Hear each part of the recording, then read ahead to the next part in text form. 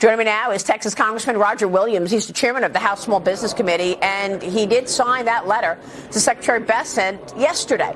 Congressman, it's good to see you this morning. Thanks so much for being here. Tell us what you'd like to see in terms of the person leading bank supervision at the Federal Reserve. Well, I think, look, I mean, I understand that Powell wants to do more and absorb more for his role, but we've got a spot that's open. We need to have somebody that understands that they're going to work. They understand that we are the banking system in the world. No, we don't follow other people in the world. And frankly, we need the position filled. And I think that's what's going to happen. You know, I'm a Main Street guy. I'm a business guy. And sometimes you have the CEO, if he's having to run the business and sell all the widgets, that doesn't necessarily work. You know, sometimes you need a sales manager to get in there and sell more and do more. So I think that signing the letter was the right thing to do. We'll see what Chairman Powell has to say and see what Treasury does as far as getting somebody named for the position. Now, there are at least two supporters of the Trump agenda on the Fed board. One of them is Michelle Bowman, and she did have a role similar to this before she even got to the Fed in her state. Would you support Mickey Bowman taking that job? Well, she's certainly qualified, and she has experience, as you indicated. Her name is thrown out there. So if that's going to be somebody we need to look at, or she chooses to do that and accept it, I'd be fine with that.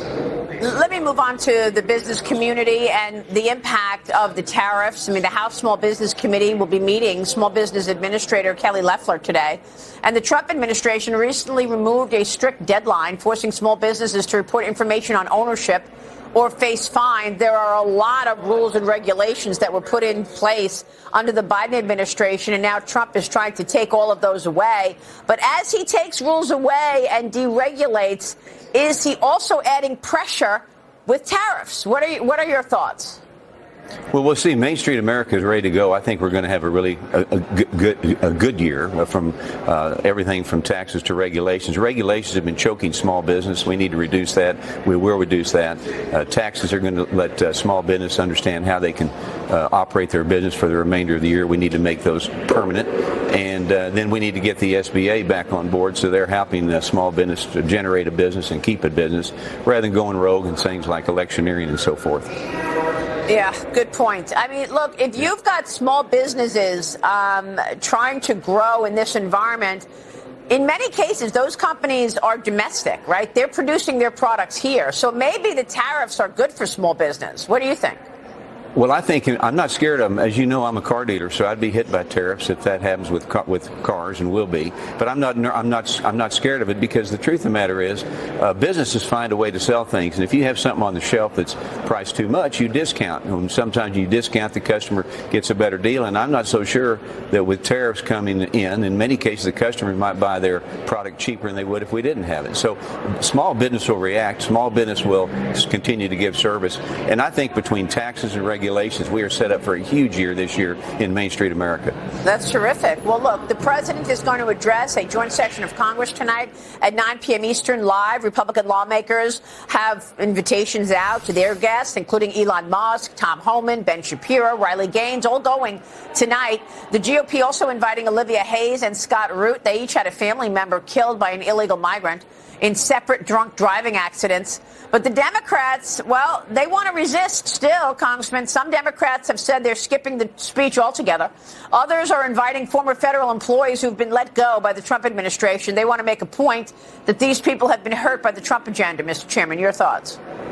Well, I think it's ridiculous they're going to walk out. I mean, heaven's sakes, when Barack Obama was president, I went to his State of the Union. I didn't walk out because, Maria, we all represent about 1 million people, and 1 million people should be represented tonight by their congressman. It's important. So I don't know where the Democrats are. I mean, they have no message, walk out or wearing the same color clothes and all that sort of thing. I don't know what that does. But the fact of the matter is, President Trump's going to lay out his agenda. He's going to give us a vision for this country the next 4 years. It's going to be a great vision. It's going to be one of lower taxes, less government, less regulations. Opportunity is going to abound for businesses to thrive in this Trump administration. I look forward to being one of those that's going to realize the benefits. Well, I mean, look, it's just extraordinary what President Trump has been able to do, along with Doge and Elon Musk, in terms of finding and eliminating waste and abuse. But do you, as a congressman and an elected official, do you wish that some of these cuts went through Congress? Well, maybe, but also maybe not. I mean, our business plan in this country right now is not all that good. We're not necessarily taking care of our customers. We have deficit spending, and we need to fix all that. And I think that we need to put regulations from that standpoint on employees. I mean, do we have too many people working here? Do we not have enough? It's like we have too many. And he's doing things that every business would do. And, you talk about Musk. What businesses don't use independent auditors every year to check out their books and make sure everything is fine? So you've got a businessman running the business of America, and I'm fine with that. And by the way, on these cuts, Medicare insolvency is expected. Social Security insolvency is expected at some point. You've got three major trust funds facing looming insolvency. Social Security retirement in 2033, Medicare hospital insurance in 2036, and highways in 2028, it's according to the Committee for a Responsible Budget. And the Democrats are complaining that that the cuts are too much, that they're impacting Medicaid. So what do you do? Look, cutting expenses is important, but we also have to generate cash flow, generate income, and that gets back to tax cuts too. And so I think that you have to balance that, but you're going to have to eventually get into where you actually do look at some things, mandatory spending, fixed expenses that may have to be looked at, and that's what he's doing. I mean, he hasn't said they're going to cut Medicare or Medicaid. Right, that's right. All right, Congressman, great to see you. We'll be watching tonight, and certainly Always. your work as well. Good to see you, sir. Thank you. Roger Okay. Williams joining us.